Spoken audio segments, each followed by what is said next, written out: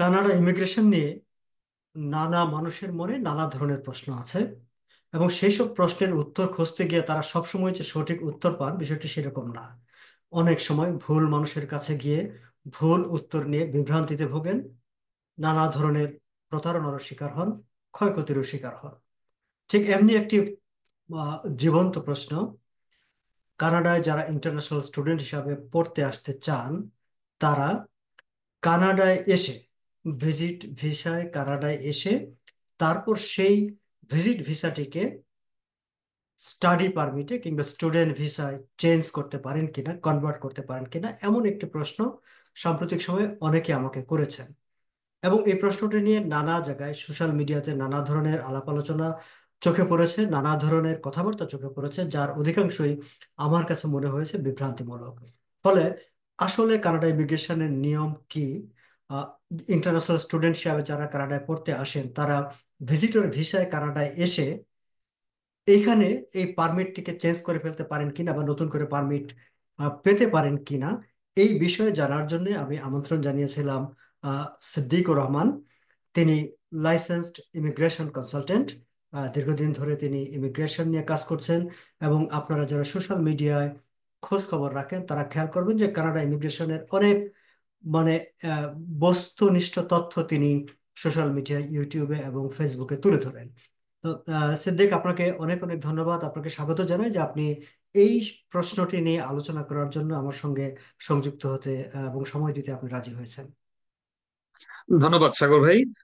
এবং ধন্যবাদ জানাচ্ছি দর্শকদেরকেও যারা আমাদের এই আজকের অনুষ্ঠানটি দেখছেন এবং দেখবেন।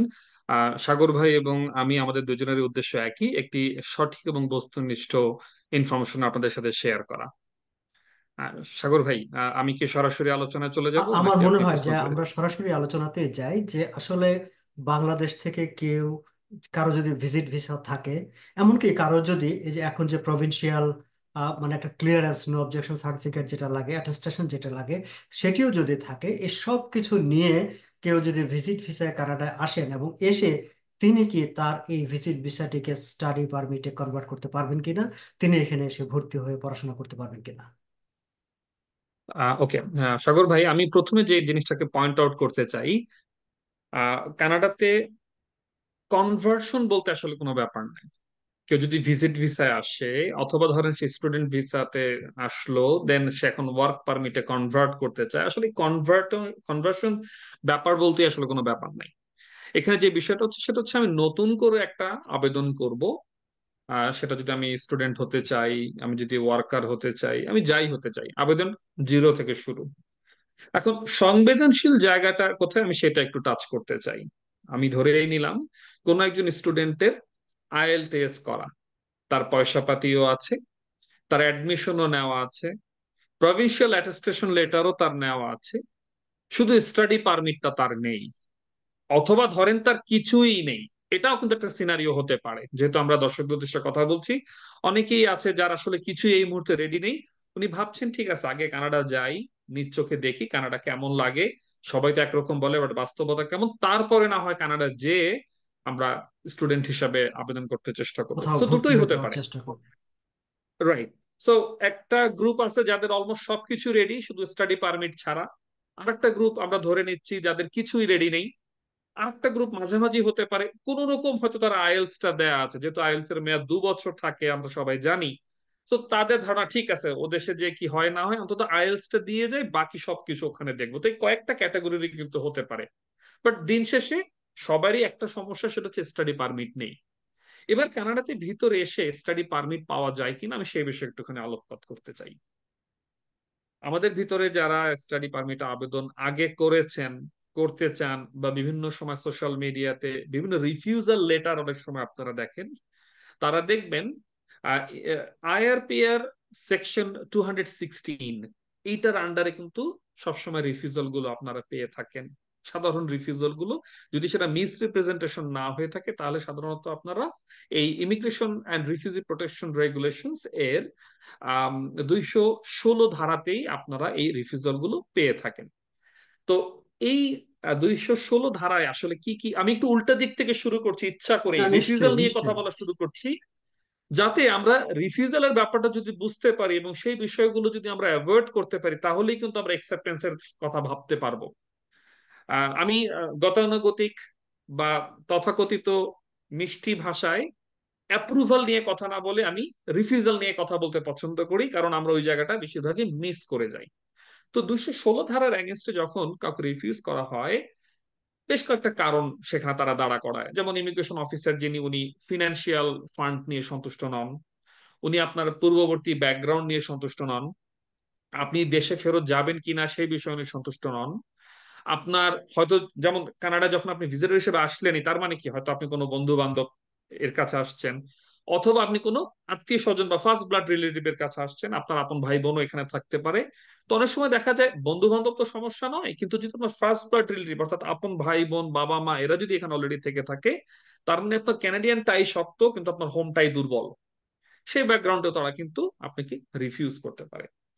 এখন দেখেন, আমি ধরে নিচ্ছি আমি অলরেডি কানাডায় আছি, তাহলে আমি যখন কানাডায় আসছি অ্যাজ এ ভিজিটর, ভিজিটর হিসেবে আসার আগে কিন্তু আমি এক ধরনের গল্প বলে আসছি। আমার খালাতো বোনের বিবাহ, অথবা বন্ধুর সাথে মন্ট্রিয়াল শহরে ঘুরতে যাব, নায়াগ্রা ফলস দেখতে যাব, ইত্যাদি অনেক ধরনের গল্প আমরা বলি। এবার একটু চিন্তা করেন, সেই গল্পের শেষে কিন্তু আমরা এটাও বলেছিলাম আমি 2 সপ্তাহের জন্য ঘুরতে যাব, আমার বাংলাদেশে চাকরি আছে, বাণিজ্য আছে, অথবা সংসার আছে, ঘোরাফেরা শেষ, আমি বাংলাদেশে ফেরত আসবো। এবার কানাডা ঢোকার পর আপনি গল্প চেঞ্জ করতেছেন যে কানাডা সরকার, আমি কি করতে চাই, এখানে শিক্ষা নিতে চাই, জীবনকে উন্নত করতে চাই। তার মানে আপনি দেখেন, এই 2 সপ্তাহ বা 4 সপ্তাহ আগে এসেই আপনি সেই প্রমিসটাই কিন্তু রাখেন নাই। মানে 1 মাসের ভিতরে বা 2 সপ্তাহের ভিতরে কিন্তু আপনার স্টেটমেন্ট অলরেডি চেঞ্জড। এবার আপনি চাচ্ছেন কি করতে, স্টাডি পারমিট আবেদন করতে চাচ্ছেন। আপনি বুঝতেই পারছেন, আপনি নিজেকে যদি একটু ইমিগ্রেশন অফিসারের চেয়ারে আপনি বসান, আপনি কি ভাববেন আপনাকে, আপনার প্রতিচ্ছবিকে আপনি নিজে একটু প্রশ্ন করেন। যে মানুষটা 2 সপ্তাহ থেকে 4 সপ্তাহের মাথায় একবার স্টেটমেন্ট চেঞ্জ করতেছে, এবার আপনি বলতেছেন আমি দুই দুই বছর পড়াশোনা করব, অথবা ব্যাচেলর করব 4 বছরে, তারপরে আবার আমি আমার দেশে ফেরত যাব। It's very hard to believe. So hmm. আমি আপনাকে এই একটা খটকার জায়গা ধরিয়ে দিলাম। আর একটা খটকার জায়গা বলি, সেটা কি, পয়সা পাতি। যখন আপনি ভিজিট ভিসা আসেন, হয়তো আপনি 5 থেকে 10 লাখ বা 10 থেকে 20 লাখ এই ধরনের একটা পয়সা পাতি দেখিয়ে আপনি এখানে আসেন, রাইট? কারণ এর চেয়ে বেশি দরকার হয় না সাধারণত 2-4 সপ্তাহের জন্য যদি আপনি একটা ভিজিটে এখানে আসেন, বা টুরিস্ট হিসেবে যদি এখানে আসেন। কিন্তু যখন আপনি পড়াশোনা করতে চাচ্ছেন, টাকার অঙ্কটা কিন্তু বিশাল বড়, কারণ এখন তো নতুন একেবারে নিয়মও বিশাল বড়। হয়েছে যে ইন্টারন্যাশনাল স্টুডেন্ট হিসেবে যারা পড়তে আসবে তাদের একটা ফাইন্যান্সিয়াল ক্যাপাবিলিটি দেখাতে হবে, এবং সেটার একটা আমার মনে হয় যে এনহান্সড একটা নাম্বার আছে। জি, জি, সাগর ভাই আপনি একেবারে সঠিক বলেছেন। যেমন খুব চোখে পড়ার মতো যে অঙ্কটা তারা চেঞ্জ করেছে গত 3-4 মাস আগে, এর আগ অব্দি প্রতি বছরে একজন ইন্টারন্যাশনাল স্টুডেন্টের, not for family member, just for the student, এই টাকার অঙ্কটা ছিল মাত্র 10,000 Canadian dollar living cost. Tuition fee তো আলাদা আছেই, কিন্তু এক লাফে তারা $10,000 অঙ্কটিকে 20,635 কানাডিয়ান ডলারে উন্নীত করেছে, জাস্ট এক ধাপে। তার মানে আপনি ধরেন, আমি যদি একটু একটা এক্সাম্পল দেই, ধরেন একজন মানুষ এখানে মাস্টার্স প্রোগ্রাম করবে 2 বছরের, তার মানে শুধু তার টিউশন ফিস হিসাবে দেখাতে হবে 20,635 গুণন 2, প্রায় $41,500 মতো, প্রায়। এটা শুধু লিভিং কস্ট। কেউ যদি ব্যাচেলর কোনো প্রোগ্রাম করতে চায় 3 বছরের বা 4 বছর, তাহলে 20,635 গুণন 3 অথবা 4। কেউ যদি ফ্যামিলি সহ থাকতে চায়, তাহলে ফ্যামিলির জন্য অঙ্কটা আরো বড়। আরো আর তার সাথে অন টপ অফ দ্যাট আপনার লোড টিউশন ফি তো আছে। অর্থাৎ একেবারে মোটা দাগেও যদি বলি, এক একজন মাস্টার্স এর স্টুডেন্টের ব্যক্তিগতভাবে ফ্যামিলি সহ না, শুধু যদি উনি একাও হয়ে থাকে, বাংলাদেশি টাকায় প্রায় 80 লক্ষ থেকে 1 কোটি টাকার দরকার হতে পারে। এটার অঙ্কটা নির্ভর করবে কোন প্রভিন্সে যাচ্ছেন, কোন কোন প্রোগ্রামে যাচ্ছেন, প্রোগ্রামে কোন পড়ছেন, প্রভিন্সে অনেক যাচ্ছেন, কিছুর উপরে। কোথায় থাকছেন। হ্যাঁ, তারপরেও আমি মোটা দাগে একটা অঙ্ক বললাম যে 80 লক্ষ থেকে 1 কোটি টাকা। এখন এই আপনি একজন মানুষ মাত্র 2 মাস আগে 3 মাস আগে ভিজিট ভিসা অ্যাপ্লাই করেছিলেন 10 থেকে 20 লাখ টাকা নিয়ে, হঠাৎ করে এত বড় একটা অঙ্ক, এটা কিন্তু সোজা কথাও না। তো অনেক সময় দেখা যায় কি, আপনার গল্পের ভিতরে কিন্তু ইনকনসিস্টেন্সি ধরা পড়বে, এটা একটা মারাত্মক সমস্যা হয়ে দাঁড়ায়। যার ফলে আমি পার্সোনালি, অ্যাগেইন আমি কারোর সাথে কোনো রকম আর্গুমেন্টে যাব না, এবং এটাও আমি দাবি করব না ভিজিট ভিসায় এসে কেউ স্টাডি পারমিট পাবেনই না, আমি এই দাবিও করছি না। আপনি পেতেই পারেন। আইন যেখানে আছে, আইনের ফাঁক ফোকর সব জায়গায় আছে। কিন্তু কিন্তু অ্যাজ এ লিগাল আইনটা কি অ্যাডভাইজার আছে আমি আমরা যদি কখনো, একটু শুনতে চাই যে আইনটা, সেদিক আইনটা কি আছে যদি আমরা সেটা একটু আলোচনা করতে চাই। আচ্ছা, সাগর ভাই, এখানে আইআরসিসির ওয়েবসাইটে তারা কয়েকটা শর্ত বলেছে যে ইনসাইড কানাডাতে কারা অ্যাপ্লাই করতে পারবে।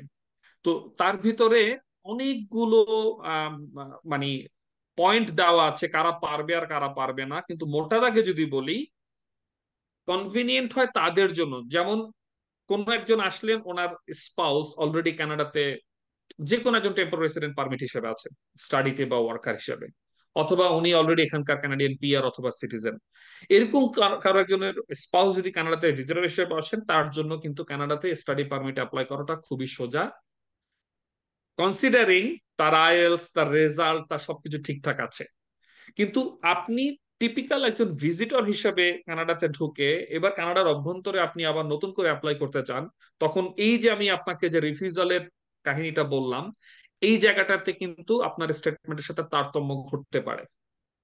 হ্যাঁ, যার কারণে আমি অ্যাডভাইস করি, পার্সোনালি আমি সাজেস্ট করি, আমি অ্যাডভাইস করি বলবো না, সাজেস্ট করি, যদি কানাডাতে আসার পরে আপনার নেহাত কানাডা খুব ভালো লেগেই যায়, কোনো সমস্যা নেই, আপনি হোমওয়ার্ক করেন কানাডার ভিতরে একটু, ঠিক আছে, আপনি দরকার হলে দু একটা ইউনিভার্সিটিতে যান, কলেজে যান, তাদের সাথে কথা বলেন, তাদের পড়াশোনার এনভায়রনমেন্টটা কি, সিস্টেমটা কি, সবকিছু জানতে চেষ্টা করেন।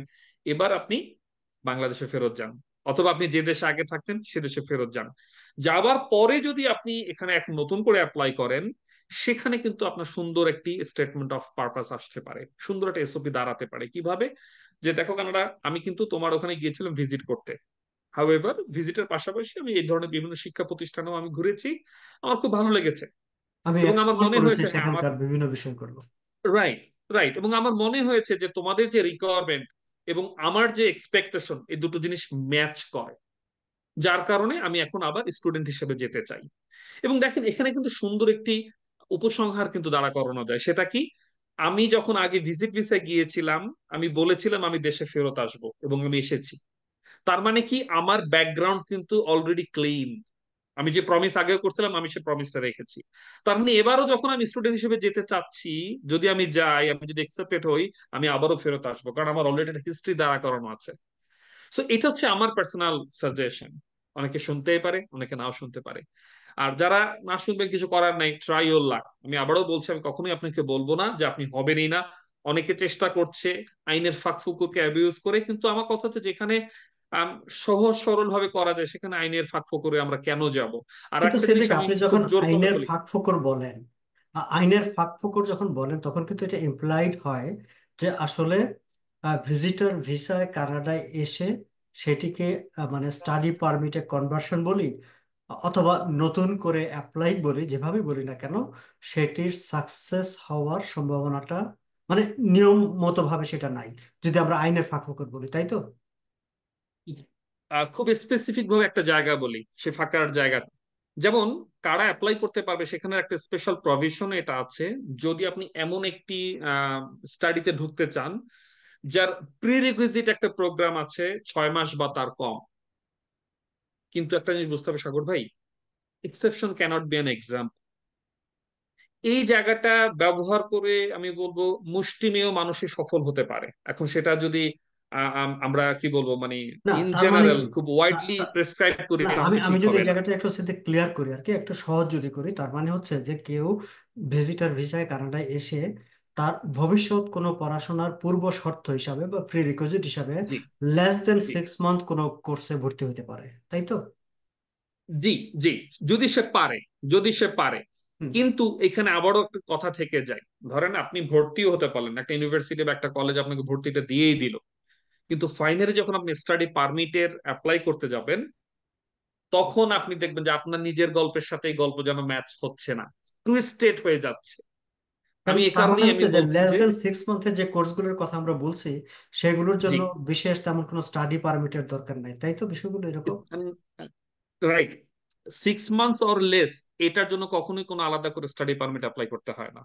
যে কোনো স্টাডি 6 মান্থস এর লেস হলে আপনি এখানে আরামসে চলে আসতে পারেন। অর্থাৎ যেহেতু একজন ভিজিটরকে মানে ন্যূনতম 6 মাসের জন্য প্রথম অ্যালাউ করা হয় থাকার জন্য, ফলে ওই জি, 6 মাস বা তার চেয়ে কম সময়ের কোনো কোর্সে সে ভর্তি হতে পারে, কিন্তু সেই 6 মাস বা কম সময়ের কোর্সগুলোতে আসলে আমরা যে কোর্সগুলোতে পড়তে চাই বা বাংলাদেশ জি থেকে ইন্টারন্যাশনাল স্টুডেন্টরা যেগুলোতে পড়তে চান সেই কোর্সগুলো জি, সেগুলো না।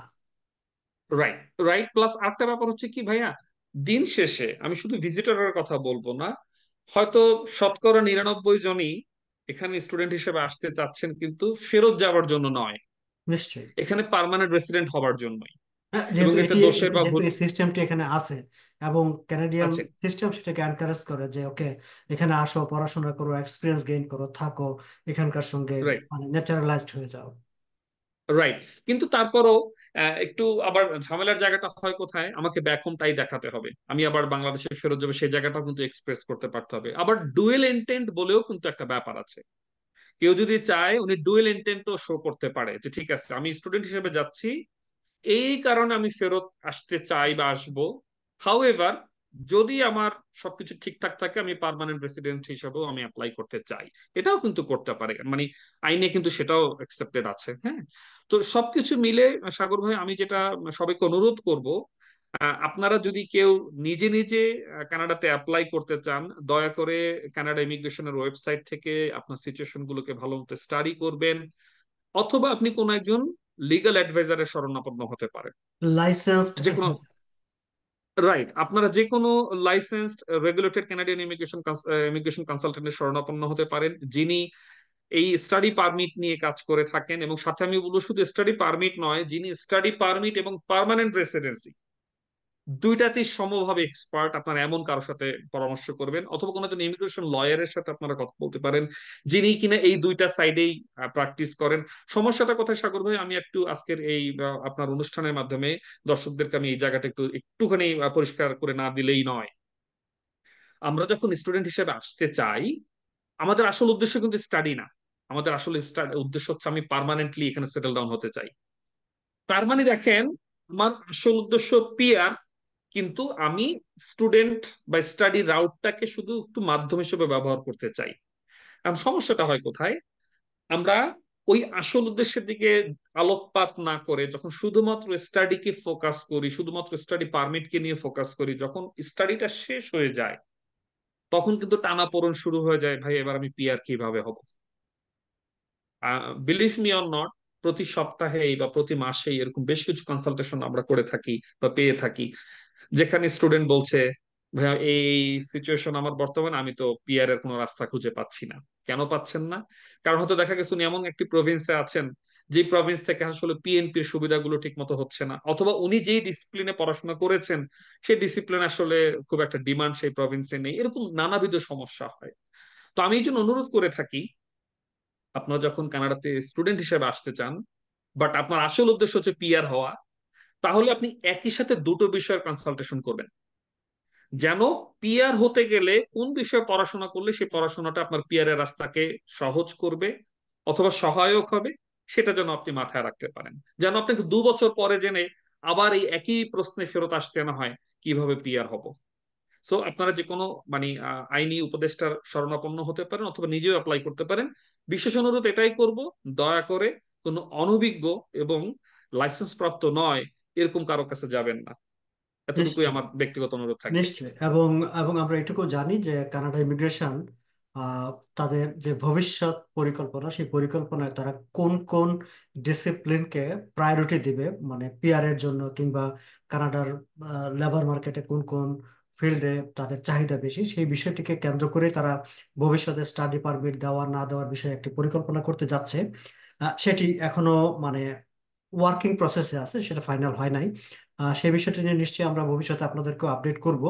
আমরা শেষ করার আগে আবারও যদি একেবারে জাস্ট মানে রিক্যাপ করেছি দেখ, যে জাস্ট এই প্রশ্নটার যদি আমরা এক লাইন বা দুই লাইনে যদি উত্তরটা দিই, যে বিষয়টি নিয়ে আমাদের মূল আলোচনা আমরা শুরু করেছিলাম, সেই জায়গায় গিয়ে আমরা শেষ করব যে ভিজিট ভিসায় কানাডায় এসে কেউ সেই ভিসাটিকে স্টাডি পারমিটে কনভার্ট করতে পারে অথবা পারে না, কিংবা এখানে এসে আবার মানে তার যে উচ্চতর পড়াশোনা কিংবা যে কোনো ধরনের পড়াশোনা, নট মানে 6 মাসের কম বা শর্ট পড়াশোনার কথা বলছি না, কোনো, তারা ইন্টারন্যাশনাল স্টুডেন্ট হিসেবে পড়াশোনা করতে পারবে অথবা পারবে না।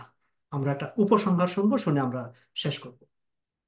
আচ্ছা, উপসংহারে আবারও বলি সাগর ভাই, উপসংহারে সরাসরি না বলাটা একটু কষ্টকর, কারণ হাজারের ভিতরে দুজন হলেও হবে, হতেই পারে। তার সিচুয়েশনটা তাকে ফেভার করতে পারে। শুধু ভাগ্য বলছি না, তার সিচুয়েশনটা তাকে ফেভার করতে পারে। আমরা বাট ভাগ্য ইন নিয়ে আলোচনা জেনারেল, করবো না, আমরা নিয়ম নিয়ে আলোচনা করবো। রাইট, সো সেই নিয়মের ভিত্তিতে তার সিচুয়েশনটা তাকে ফেভার করতে পারে, বাট সেটা হয়তো হাজারে দুইজন। বাট সেটা আমি আমি কমনলি সবাইকে আমি অ্যাডভাইস করবো না যে আপনারা এই প্র্যাকটিস করেন বা এটাকে এক্সপেক্ট করে আপনি ভিজিটর হিসেবে চলে আসেন এবার আপনি ট্রাই করেন, কখনোই আমি সেটা ব্যক্তিগতভাবে অ্যাডভাইস করব না। এই জন্য আমি সবসময় অনুরোধ করব, যদি আপনার স্টুডেন্ট হিসাবে কানাডাতে পড়াশোনা করার ইচ্ছা থাকে, আবেদন করতে চান, হয় বাংলাদেশ থেকে অথবা আপনি যে দেশেই থাকেন না কেন সে দেশ থেকে পুরোপুরি প্রক্রিয়াটি আপনি সম্পন্ন করবেন, অথবা কানাডাতে এসে কানাডা থেকে ফেরত যেয়ে তারপরে আপনি সম্পন্ন করবেন। এটাই হচ্ছে আমার সর্বশেষ অনুরোধ এবং সবার প্রতি আমার সাজেশন। অনেক অনেক ধন্যবাদ সিদ্দিক। আমরা এরকম ছোট ছোট অনেক বিষয় নিয়ে, বিশেষ করে যেসব বিষয় নিয়ে অনেক কৌতূহল আছে মানুষের, বিভ্রান্তিতে ভোগে মানুষ, যেসব প্রশ্নের উত্তর খোঁজে, এরকম অনেক ইস্যু, অন্যান্য ইস্যু নিয়ে আপনার শরণাপন্ন হব। এবং আশা করি আপনি আমাদেরকে সেই সব বিষয়গুলো নিয়ে আমাদেরকে সময় দেবেন। দর্শক, আপনাদের সবাইকে ধন্যবাদ জানাই আজকের এই আমাদের আলোচনাটি শোনার জন্য। আপনারা নিশ্চয়ই খেয়াল করবেন এবং খুব মনোযোগ সহকারে খেয়াল করবেন যে সিদ্দিক পুরো বিষয়টিকে তার নানা অ্যাঙ্গেল থেকে বিশ্লেষণ করার চেষ্টা করেছেন। এবং সেই যে অ্যাঙ্গেলগুলো, সেই অ্যাঙ্গেলগুলো আপনারা নিশ্চয়ই মনোযোগ দিবেন। আজ এ পর্যন্তই। সিদ্দিক, ইমিগ্রেশন কনসালটেন্ট সিদ্দিকুর রহমান, আপনাকেও অনেক অনেক ধন্যবাদ। এবং দর্শক, আপনারা যারা তখন শুনলেন এবং শুনবেন, আপনাদেরকেও অনেক ধন্যবাদ। ধন্যবাদ সবাইকে।